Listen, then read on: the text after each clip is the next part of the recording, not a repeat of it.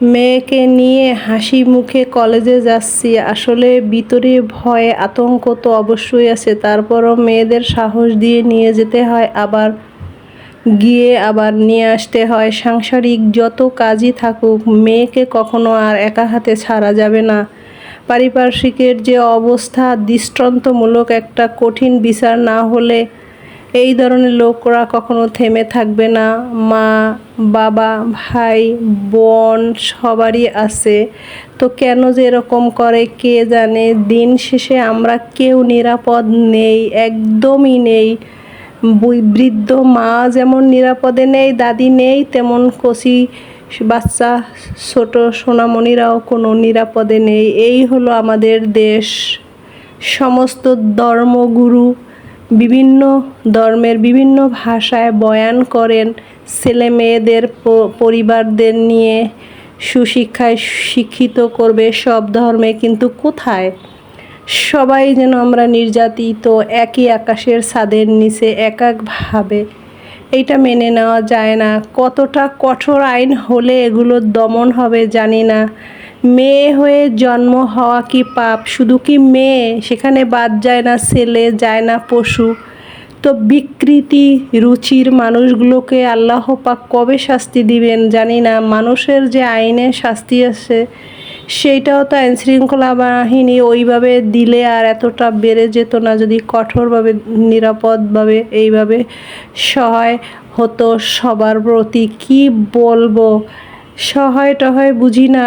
এখন যে অবস্থা, ছেলে মেয়ে নিয়ে বের হতে গেলে আগে 10 বার ভাবতে হবে আমাদের কিভাবে সেফলি এদের বাসায় নিয়ে ফিরবো জানি না।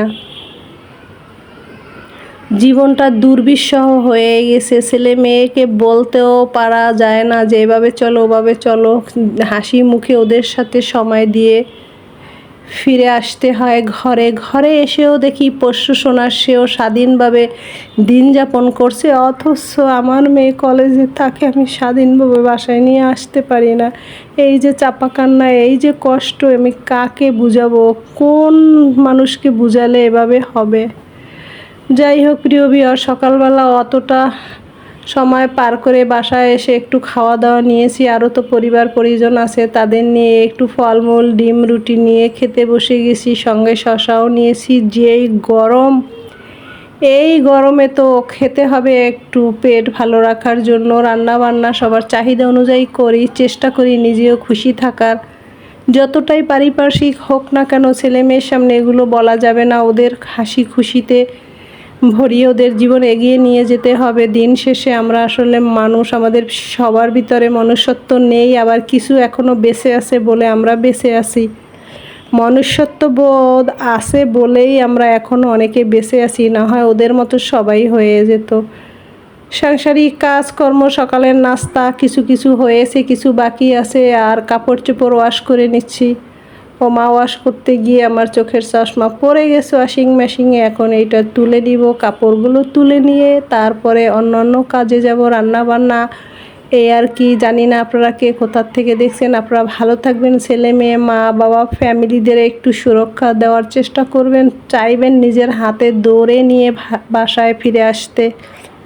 না হয় হায়েনার দলদের হাত থেকে আমরা বাঁচবো না। হাতে ধরে নিয়ে আসলে কিছুটা তো আতঙ্ক থেকে বাঁচা যায়। যতই সাংসারিক কাজ থাকুক ফেলে দিয়ে তারপরে চলে যাবেন ছেলে মেয়ের আগে। সমস্ত কিছু কাজকর্ম লেখাপড়া সব শেষ করে নিজ হাতে ঘরে ফিরিয়ে নিয়ে আসবেন।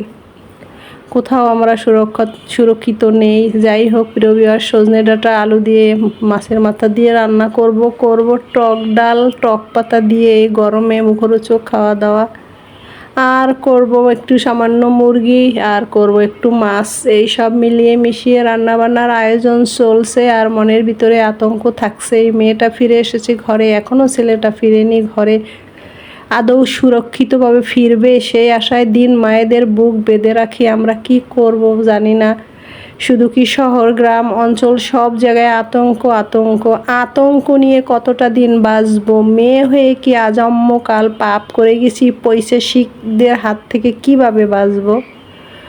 এই তো দেখুন, টক পাতা দিয়ে রসুন পেঁয়াজ দিয়ে ডাল এক পাকে বসিয়ে দিয়েছি। সেদ্ধ হলে আবার ফোড়ন দিয়ে নামিয়ে নিব। ডিম করব। ওই তো বললাম সব কিছু রান্না করছি, আর মনের ভিতরে একটা কষ্ট রয়ে গেছে প্রিয় ভিউয়ার্স, কি আর করার। তো এই তো এই দেখুন মুরগিটাও রান্না হয়ে গেছে, ডালও একদিকে গ্যাসের চুলায় হইতেছে। গ্যাসের যে চড়া দাম, মিলিয়ে মিশিয়ে রান্না না করলে দ্রুত গ্যাসও শেষ হয়ে যায়, এই আর কি। অল্প একটু রুইয়ের মাছ ছিল, সেইটা রুই মাছ ভুনা করতেছি মশলাপাতি দিয়ে। কেউ খাবে ঝালে ঝোলে একদম করকরা মাছের ভুনা, কেউ খাবে হালকা পাতলা টক ডাল, কেউ খাবে ডিম। এই পরিবারের মন রক্ষা করতে করতে, বাহিরের চিন্তা করতে করতে মায়েদের জীবন অতিষ্ঠ, কি আর করার। প্রিয় ভিউয়ার্স, আমার কথায় মন খারাপ করবেন না, ভালো থাকবেন, সুস্থ থাকবেন, নিরাপদে থাকবেন, সবাইকে নিয়ে একত্রে একভাবে বসবাস করবেন, কেমন।